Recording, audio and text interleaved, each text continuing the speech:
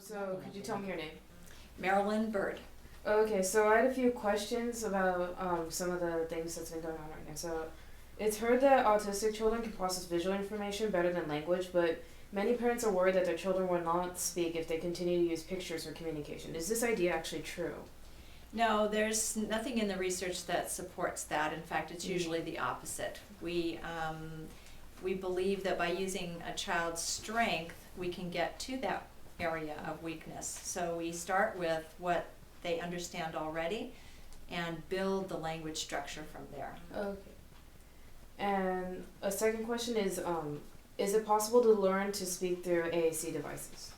Yes, I've had a lot of my students that have started with Aac devices. They learn the value of speech by using those devices, and then they become interested in speech. And at the same time, a lot of therapists are working with the verbal output while we're doing the Aac. Nobody's quiet while you're using Aac, right? Everybody's using their sounds and speaking to the student. So it's much more successful with Aac.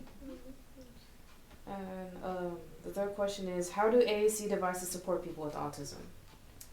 Well, there's a lot of ways. The most important way is through respecting their right to communicate now and not having to wait until they become verbal.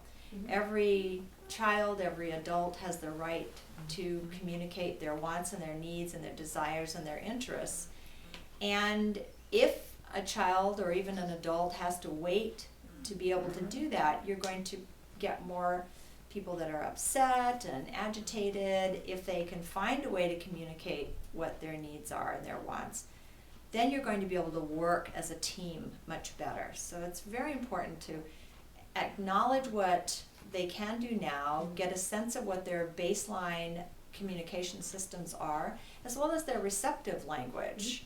When we use an Aac device, we can get an idea of how much they're really understanding their communication structures, so we know then what to build on for their expressive. It also allows them to express themselves in multiple environments around the world, which allows them to interface in a social manner that they may not be able to do without an Aac device. And so our last question is, any good point or points that can be made better, any good points that you have for Voice for You, or any points that could be made better for Voice for You? Do you have any? The Voice for You is a different structure than some of the Aac devices that you use, and I think that what's important for us as therapists and for us as parents is to use a variety of our Aac devices depending on what your needs are at the time. For Voice for You, they have some very nice, clear, clean pictures.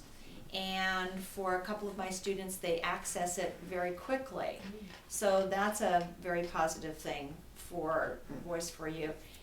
The color systems in them are very good. The clearness of the message.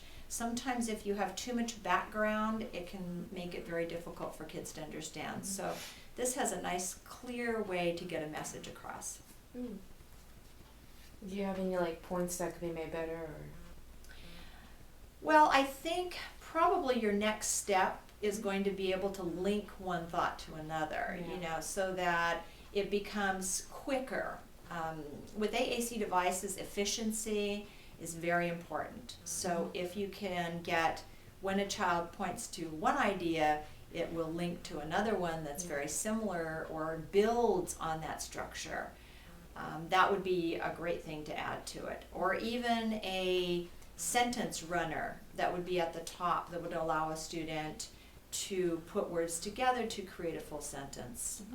Those kind of things are always helpful, but what it has now is quickness, and it's fairly efficient for getting a particular comment across to somebody. Okay. So that's mainly it, so thank you. You're welcome.